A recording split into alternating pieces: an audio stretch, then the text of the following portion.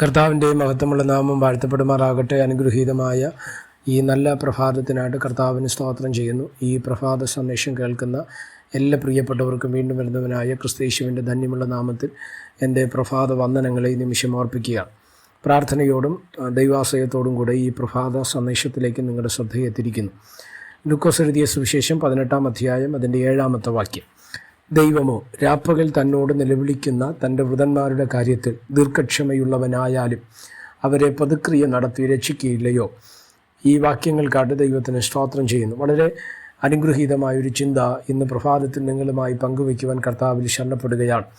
ദൈവമക്കളായ നമ്മുടെ എല്ലാവരുടെയും ജീവിതത്തിൽ നമ്മൾ ഏറ്റവും കൂടുതൽ ആഗ്രഹിക്കുന്ന ഒന്നാണ് നമ്മുടെ പ്രാർത്ഥനകൾക്കുള്ള മറുപടി, അല്ലേ? പലപ്പോഴും നമ്മൾ പ്രതീക്ഷിക്കുന്ന സമയത്ത്, നമ്മൾ ആഗ്രഹിക്കുന്ന സമയത്ത് അത് ലഭ്യമായില്ല എന്ന് വരാം. എന്നാൽ സ്തോത്രം, എന്നെ ശ്രദ്ധിക്കുന്ന ദൈവമക്കളോട് ഞാൻ പറയാം, ദൈവം നമ്മുടെ പ്രാർത്ഥനകൾക്ക് മറുപടി തരും. അതിൻ്റെ ഏറ്റവും വലിയ ഒരു എക്സാമ്പിളാണ് ലൂക്കോസ് വിശേഷം 18-ാം അധ്യായത്തിൽ നമുക്ക് മനസ്സിലാക്കുവാൻ തക്കവണ്ണം കഴിയുന്നത്, അല്ലേ?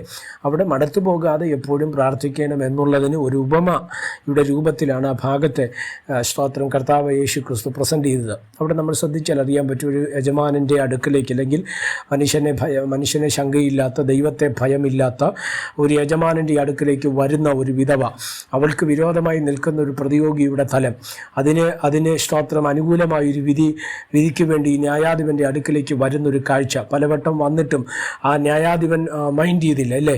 എന്നാൽ സ്തോത്രം അവസാനം ആ മനുഷ്യൻ ചിന്തിക്കുന്നൊരു ഭാഗമുണ്ട്, ഇനി അവൾ എൻ്റെ മുഖത്തടിക്കുമെന്ന് പറഞ്ഞ് സ്തോത്രം ആ വിഷയത്തിനൊരു പരിഹാരം നിർദ്ദേശിക്കുന്നൊരു മേഖല നമുക്കവിടെ കാണുവാൻ തക്കവണ്ണം കഴിയപ്പെടുന്നുണ്ട്, അല്ലേ?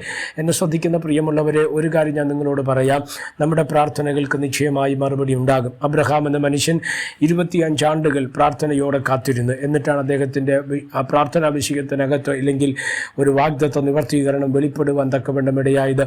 400 ചെല്ലുവാനും വർഷം ഇസ്രായേൽ ജനം നിലവിളിച്ചും കരഞ്ഞും മിസ്രൈമിൻ്റെ മണ്ണിൽ അടിമകളായി പാർത്തു. 430 വർഷം കഴിയുമ്പോഴാണ് ഇസ്രായേൽ ജനത്തെ വിടുവിപ്പാൻ തക്കവണ്ണം ഇടയാകുന്നത്. ഇന്ന് ഒരു ദൈവപ്രവൃത്തി വെളിപ്പെടുമെന്ന് ചിന്തിച്ച് പ്രാർത്ഥനയിൽ സ്തോത്രം നാളെ അത് കിട്ടത്തില്ലല്ലോ എന്ന് വിചാരിച്ച് ഇന്ന് കിട്ടുന്നില്ല എന്ന് ചിന്തിച്ച് ഭാരപ്പെട്ട് മനം കലങ്ങി പോകരുത്, തളർന്നു പോകരുത്. നിശ്ചയമായി ദൈവം നമുക്ക് വേണ്ടി പ്രവർത്തിപ്പാൻ ശക്തനാണ്. ദൈവത്തിൻ്റെ നീതിയുടെ കരം നമുക്ക് വേണ്ടി വ്യക്തമായി ശക്തമായി ദൈവം വെളിപ്പെടുത്തുക തന്നെ ചെയ്യും. അതുകൊണ്ട് എന്നെ ശ്രദ്ധിക്കുന്ന ദൈവമക്കളോട് ഞാൻ ഈ പ്രഭാതത്തിൽ പറയുവാൻ ആഗ്രഹിക്കുന്നത്, പ്രാർത്ഥിച്ചുകൊണ്ടേയിരിക്കുക. ദൈവത്തോട് സ്തോത്രം ഇടതടവില്ലാതെ ദൈവത്തോട് നമ്മുടെ വിഷയങ്ങളെ പറഞ്ഞുകൊണ്ടേയിരിക്കുക. നിശ്ചയമായി ദൈവം പ്രവർത്തിക്കും. മടുത്തു പോകാതെ പ്രാർത്ഥിക്കുക. കർത്താവിൻ്റെ കരം നമ്മോട് കൂടെയിരിക്കും. പ്രാർത്ഥിക്കുക. പരിശുദ്ധനായ ദൈവമേ, സ്വർഗീയ നല്ല പിതാവേ, സന്ദേശത്തിനായിട്ട് സ്തോത്രം ചെയ്യുന്നു. സന്ദേശം കേൾക്കുന്ന എല്ലാ പ്രിയപ്പെട്ടവരെയും തൃക്കരങ്ങൾ തരികയാണ്. അവിടുന്ന് ചെറുകടി മറയ്ക്കുകയും സഹായിക്കുകയും അനുഗ്രഹിക്കുകയും ചെയ്യേണ്ടതിനായി പ്രാർത്ഥിക്കുന്നു. എല്ലാവിധമായ ആത്മീക ഭൗതിക നന്മകളാൽ ദൈവം നിറച്ച് മാനിക്കുകയും അനുഗ്രഹിക്കുകയും സഹായിക്കുകയും വിടുവിക്കുകയും ചെയ്യേണ്ടതിനായി പ്രാർത്ഥിക്കുന്നു. സമസ്തവും ഏൽപ്പിക്കുന്നു. മഹത്വം അങ്ങേക്ക്. യേശു കർത്താവിൻ്റെ നാമത്തിൽ പ്രാർത്ഥനകളെ കേൾക്കണം. സ്വർഗീയ നല്ല പിതാവേ, ആമേൻ. എല്ലാവരെയും ദൈവം അനുഗ്രഹിക്കട്ടെ. God bless you.